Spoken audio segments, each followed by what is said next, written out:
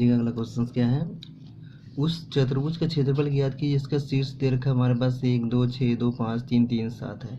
तो चतुर्भुज का क्षेत्रफल बताना है। तो चतुर्भुज का क्षेत्रफल, तो अगर आप चाहें तो मान लें, माना शीर्ष ए मान लीजिए, आपने मान लिया ए को 1 2 मान लिया, बी आपने मान लिया, जो हमारा दिया हुआ उसे मान लेंगे 6 2, और सी हमने मान लिया 5 3, और डी हमने मान लिया 3 और 7 है। ठीक है, इसे चाहे तो आप ग्राफ पे भी ड्रॉ कर सकते हैं, लेकिन मैं ग्राफ नहीं खींच रहा हूँ, सारे पॉजिटिव हैं। तो मैं एक सिंपली सा है, मैं एक चतुर्भुज बना दे रहा हूँ आपके सामने समझाने के हिसाब से। मैंने कहा ये ए है, ये बी है, ये सी है, ये डी है points, A 1 2, B 6 2, C 5 3 and D 3 7। अब इसका क्षेत्रफल निकालना है। तो हम क्या करेंगे, क्षेत्रफल निकालेंगे। हमारे पास दो तरीका है, ये हम चाहें तो इस पूरे एरिया को जो हम दो त्रिभुज में एक विकर्ण खींच लेंगे ऐसे, तो हम इसे जो दो त्रिभुजों में डिवाइड कर लेंगे। ठीक है, तो एक ये त्रिभुज और एक दूसरा त्रिभुज, तो दो त्रिभुज का क्षेत्रफल निकाल के इन्हें जोड़ देंगे तो पूरे एरिया का क्षेत्रफल आ जाएगा। तो हम कर रहे हैं यहाँ पे, तो ध्यान दीजिएगा। अब मैं लिखूँगा त्रिभुज ABC, ओनली ABC का क्षेत्रफल, ABC का क्षेत्रफल। जो ABC का क्षेत्रफल निकालेंगे तो फार्मूला वही होगा 1/2 x1, ठीक है, y2 minus y3, x2 y3 minus y1, फिर उसके बाद x3 y1 माइनस y2। इसे आप ध्यान से लिखेंगे। और x1 x2 क्या है, मैं यहाँ पे बिंदु लिख लेता हूँ। ए पॉइंट्स हमारे पास था 1 2, बी था हमारे पास 6 2, और सी हमारे पास था 5 और 3। अब ये वैल्यूज़ क्या है, ये पहला वाला जो होता है हमारा x1 होता है, y1 होता है, x2 y2 होता है, x3 y3 होता है। ठीक है, इस वैल्यूज़ को देखकर इसमें पुट करेंगे, रखेंगे। तो रखिएगा 1/2 वैल्यू रखते हैं, 1/2। x1 का वैल्यू है 1, और उसके बाद फिर y2 है 2 माइनस 3, प्लस x2 हमारे पास है 6, उसके बाद y3 हमारे पास है 3 माइनस 2, फिर x3 हमारे पास है 5, फिर ये हमारे पास है 2 माइनस 2। वैल्यू रख दिया देख करके। अब इसे हम सोल्व कर लेंगे। 1/2 इसे माइनस करेंगे तो आप 1 माइनस का 1 बचेगा, 6 1 आ गया, 5 और ये हो गया 0, 2 में से 2 गया 0। इसे सोल्व करेंगे 1/2 माइनस का 1 हो गया, प्लस का 6, और ये तो खैर 0 हो ही गया है। तो हमारे पास क्या है, 1/2 माइनस कर लेंगे तो अंदर आएगा हमारे पास 5, ये आ गया 5/2। ठीक है, वर्ग इकाई। हमेशा त्रिभुज का क्षेत्रफल वर्ग इकाई में लेना है, या वर्ग सेंटीमीटर जो भी दिया हो, लेकिन वर्ग में आता है। ठीक है, अब हमने ABC का निकाल लिया एरिया। अब निकालेंगे ACD त्रिभुज का क्षेत्रफल। त्रिभुज ACD का क्षेत्रफल, अब इसका फार्मूला सेम अप्लाई करेंगे 1/2। ठीक है, इससे पहले इसके बिंदु मैं लिख लेता हूँ आपके सामने।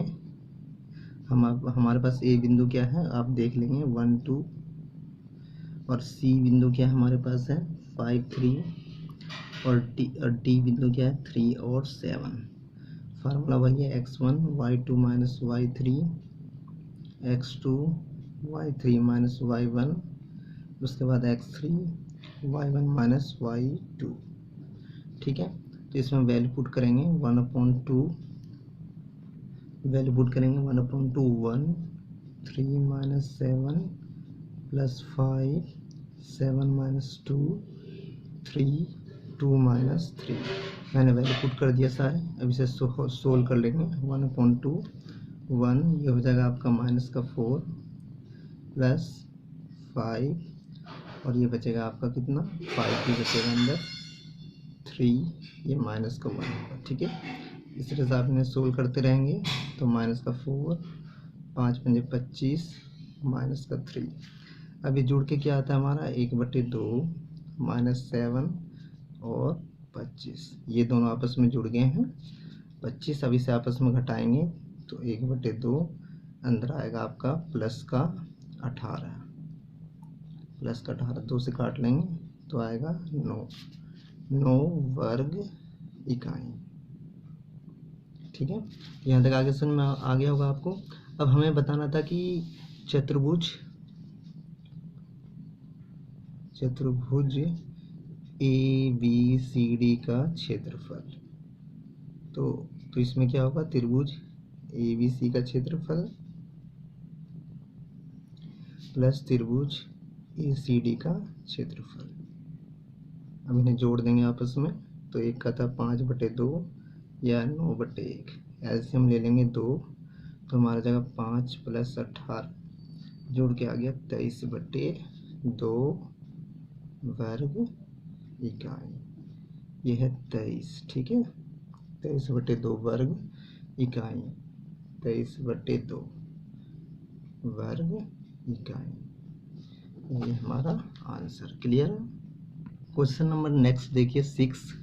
एक बिंदु है 1 4 x - 2 3 16, ये समरेख है, एक ही रेखा पर स्थित बताए जाते हैं, तो x का मान ज्ञात कीजिए। समरेख का मतलब होता है एक ही रेखा पर स्थित होगा तीनों बिंदु। ठीक है, तो इसे मैं त्रिभुज का क्षेत्रफल वाले फार्मूले से आपको बता रहा हूँ कैसे करना है। तो मैंने कहा कि ये सारे बिंदु को नाम दे दिया। ए बिंदु है 1 4, और बी बिंदु मैंने कह दिया x और -2 है, सी बिंदु मैंने कह दिया 3 और 16 है। ठीक है, तो अगर ये संरेख है ना, ये बिंदु क्या है, संरेख।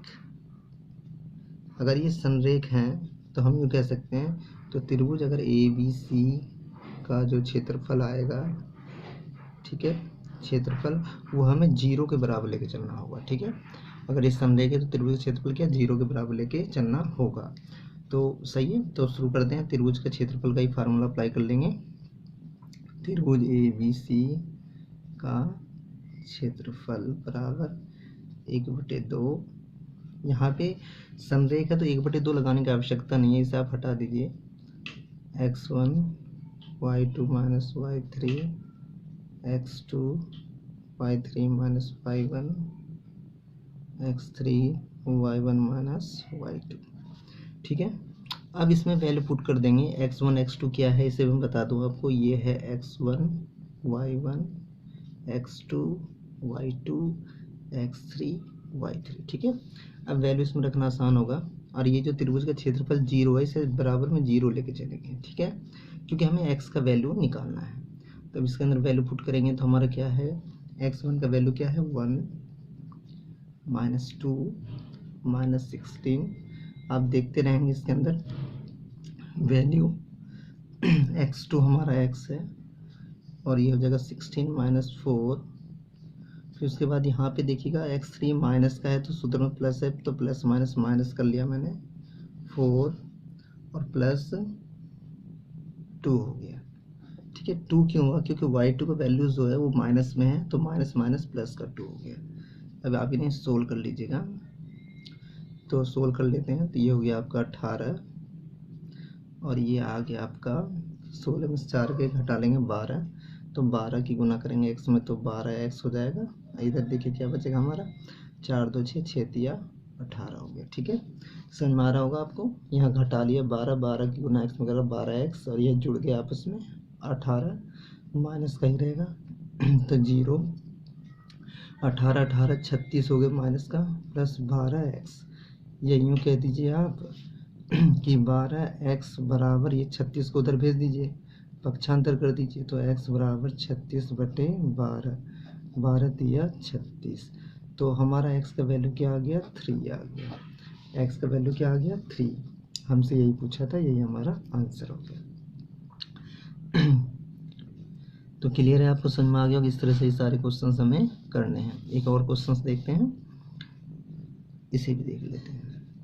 हमारे पास 3 बिंदु है, 2 बिंदु हैं को मिलाने वाले रेखाखंड जो है बिंदु K0 से होकर जाती है, तो K का मान ज्ञात कीजिए। ये बिल्कुल सेम ऊपर वाले की तरह से ही है, तो मान लेंगे इसका बिंदु पहले ABC, मैंने स्टेटमेंट लिख लिया, माना A B और C हमारे पास जो है ये जो एक ही रेखा पर स्थित होंगे, मैंने मान लिया स्थित होंगे, तो त्रिभुज ABC का क्षेत्रफल क्या होगा, 0 के बराबर होगा। तो हमें त्रिभुज का क्षेत्रफल 0 लेके चलना है, तो मैं फार्मूला अप्लाई कर दे रहा हूँ। तो संरेख का फार्मूला, तो ध्यान दीजिएगा, हमने कहा त्रिभुज का क्षेत्रफल 0 लेके चलना पड़ेगा, हमने फार्मूला लगा दिया संरेख का।